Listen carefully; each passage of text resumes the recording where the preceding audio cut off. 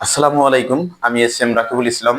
আমি নিবন্ধিত যুব সংগঠন যুবপল্লী পাঠশালা সংগঠনের প্রতিষ্ঠাতা সদস্য। 2020 সালে আমরা কয়েকজন যুব সদস্য মিলে সমাজের একটি কাঙ্ক্ষিত পরিবর্তন আনয়নের লক্ষ্যে এবং যুবদের মনোমানসিক বিকাশের জন্য যুবপল্লী পাঠশালা সংগঠনের কার্যক্রম শুরু করি। প্রতিষ্ঠাকাল থেকে এ যাবৎকাল পর্যন্ত যুবপল্লী পাঠশালা সংগঠন সমাজের কার্যকরী উন্নয়নের জন্য বিভিন্ন ধরনের কার্যক্রম হাতে নিয়েছে এবং বিভিন্ন ধরনের কার্যক্রম সম্পূর্ণ করেছে। তার মধ্যে অন্যতম হচ্ছে প্রায় 1500-র অধিক মানুষের রক্তের গ্রুপ নির্ণয় এবং স্বেচ্ছায় রক্তদান। প্রায় 300-র অধিক ব্যাগ আমরা রক্তদান করেছি আমাদের স্বেচ্ছাসেবীদের থেকে রক্ত সংগ্রহের মাধ্যমে। এছাড়া হচ্ছে বেকার যুবদের মধ্যে তাদের কর্মসংস্থানের জন্য আমরা 2022 সালে যুব উন্নয়ন তহবিল থেকে 40,000 টাকা অনুদান পাই এবং আমাদের স্থানীয় নেতৃবৃন্দের থেকে আরো কিছু অর্থ জোগাড় করে আমরা স্থানীয় অসহায় যুবদের মাঝে ছাগল বিতরণ করি তাদের আত্মকর্মসংস্থানের জন্য। এছাড়াও আমরা শিক্ষার্থীদের মনোমানসিক বিকাশের জন্য আশেপাশের বিদ্যালয়গুলোতে আমরা কৃতি শিক্ষার্থী সংবর্ধনা দিয়ে থাকি, তাদের আর্থিক প্রণোদনা দিয়ে থাকি এবং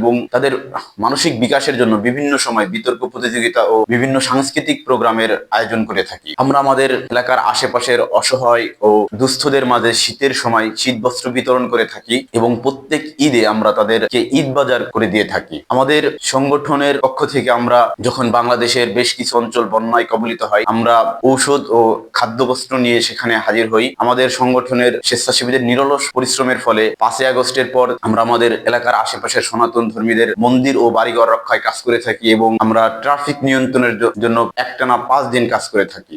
এছাড়াও আমাদের সংগঠনের স্বেচ্ছাসেবীদের মানসিক বিকাশের জন্য এবং মানসিক উৎফুল্লতার জন্য প্রতিনিয়ত আমরা বিভিন্ন ধরনের ভ্রমণ এবং খেলাধুলার আয়োজন করে থাকি, যেখানে আমাদের স্বেচ্ছাসেবীরা স্বতঃস্ফূর্তভাবে অংশগ্রহণ করে। এছাড়াও আমরা আমাদের সমাজে মাদক ও ইফটিজিং প্রতিরোধ করার জন্য বিভিন্ন বিদ্যালয় এবং স্থানীয় নেতৃবৃন্দের সাহায্যে আমরা জনসচেতনতামূলক প্রোগ্রাম করে থাকি। আমাদের স্থানীয় কোন্দল এবং এলাকায় শান্তি স্থাপনের জন্য স্থানীয় পুলিশ প্রশাসন ও নেতৃবৃন্দের সমঝোতায় আমরা আলোচনার আয়োজন করে থাকি। এছাড়াও আমরা আমাদের সংগঠনের পক্ষ থেকে বেকার যুবকদের আত্মকর্মসংস্থানের জন্য বিভিন্ন ধরনের প্রশিক্ষণ প্রদানের ব্যবস্থা করে থাকি। তার মধ্যে অন্যতম হচ্ছে ফ্রিল্যান্সিং এর ব্যবস্থা এবং যুব উন্নয়ন থেকে মৎস্য চাষের ব্যবস্থা। এছাড়াও আমাদের সংগঠনের পক্ষ থেকে প্রতি বছর নিয়মিত বৃক্ষরোপণ কর্মসূচি এবং বিভিন্ন ধরনের বিনামূল্যে প্রশিক্ষণের ব্যবস্থা করে থাকি। সর্বোপরি আমাদের এই সমস্ত কাজগুলো আমাদের সংগঠনের পক্ষ থেকে সমাজ কল্যাণ ও সমাজ সেবার উদ্দেশ্যে করা হয়ে থাকে। সমাজের একটি কাঙ্ক্ষিত পরিবর্তন ও একটি সুখী সমৃদ্ধ বাংলাদেশ গড়ার জন্যই আমরা এই সমস্ত প্রচেষ্টা গ্রহণ করে থাকি। ধন্যবাদ।